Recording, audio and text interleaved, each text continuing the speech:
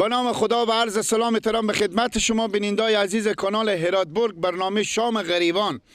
دوستای نازنین، ما به یک کوی، به یک قشلاقی آمدیم که برای ما تماس گرفتم که اینجا یک بیوزن مریضیه که واقعا شما نگاه کنیم این دم دروازه خانه از اینا هسته و اینا به یک جای زندگی میکنن که همین سراک از اینا دیوال و در و دروازه نداره. اینمی در خانه که ما میریم، شما نگاه کنید که این مسلمون بسیار به عذابم، چوچه پوش دارم، یتیم دارم.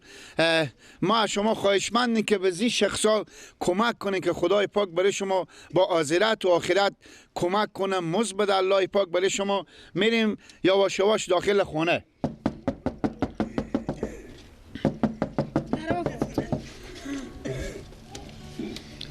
سلام خاله جان، سلام. اجازه هسته؟ بله.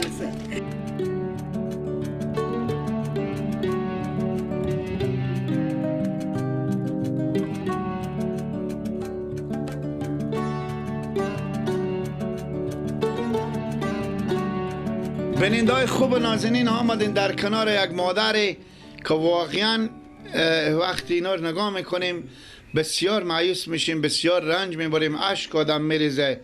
این زندگی رو نگاه میکنیم، ما این خونه رو نگاه میکنیم، این مریضی از این سیاسر بیوزن چوچه پیشدار ناتوان نگاه میکنیم و خدا همیتا خود ما غرق میشیم گاهی که چه کار کنیم. آخر زندگی ما انسان ها چه کار خواهد شد؟ آیا میشه که ما همیشه میته مشکلات های و مثل از این مادر داشته باشیم؟ مادر جان، صحت شما خوبه؟ من میتونم گرد زنم، خوکک مزنم. چی مدت میشه مادر جان این مریضی شما؟ از 3 سال میشه از جای میتونم. 3 سال؟ پر 3 سال شده، هرچی دوی هم میکنم هیچی بیچی. فرض کو دوی که انا آخر برای هیچی بیچی. مادر جان چند نفر خرج خود داره؟ 8 نفر. خب این کار بسیاری چیزی داره کسی به شما کمک؟ همین یک بچه گرده درد دارم دیگه ندارم. به چیکار شما چیکار میکنه؟ انا می دم گمرک انا میرم کفته و میخورم، انا شیشته هم مزگر و خزم میه. دم گمرک میرم شهر. مادر جان، دکتر صاحبان نگفتن که این تداوی شما چند مصرف داره، جور میشه نمیشه؟ نه دیگه جور شدی که میشد هم تداوی نکرد.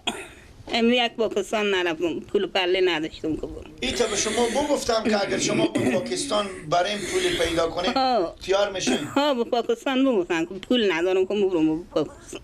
معلوم نیه خاله جان به شما چند مصرف میشه؟ خیلی میشه.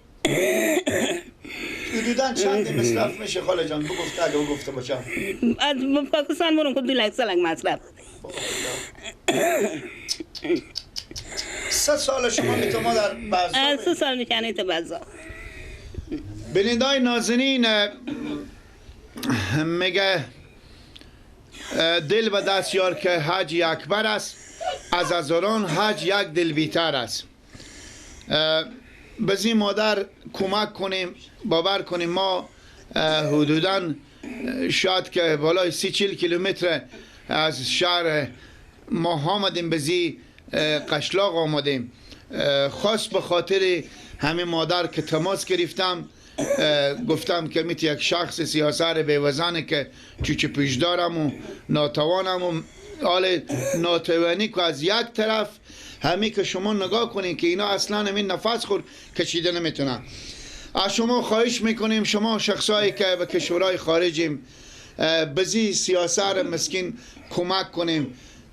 خدای پاک برای شما کمک میکنه و 1 قران شما خدای پاک برای شما 100 قران بده. واقعا سخته. شما خود فکر کنیم، بگیم اگر خدای نکرده همین مریضی به وجود ما بودی چه کار میکردیم؟ میبینین که هرچی میگم تداوی کردیم علاج نشده، غیر از پاکستان یا هند یا ایران جای که این مادر ببرم تداوی کنم. خدا واسه بز این مادر هر کس کمک کنه، پس به جلو می دوربین ما از این راه دور میایم خدمت می مادر میگذاریم. مادر جان تشکر از شما، خدای پاک شما شفای بده. هر مادری، هر برادری، هر همشیری که به شما کمک کردم انشاءالله به خدمت شما میرسونیم که شما برای تداوی خود بکنید. خیر بینیم نانا جو، خیر بینیم، بارک الله شما خیر بینیم. زنده باشید. میتونم پس تنگ جو، نی را رفته میتونم، نی شیش نمیتونم، نمیتونم بخونه یک همسایه دیر رو، دو قلم را نمیتونم دو. بخیر باشیم. بینندگان خوب نازنین، ناگزیریم که با شما خداحافظی کنیم تا به فردا شب. شما رو به الله پاک نازنین میسپاریم. خدا حافظ و نگهدار شما.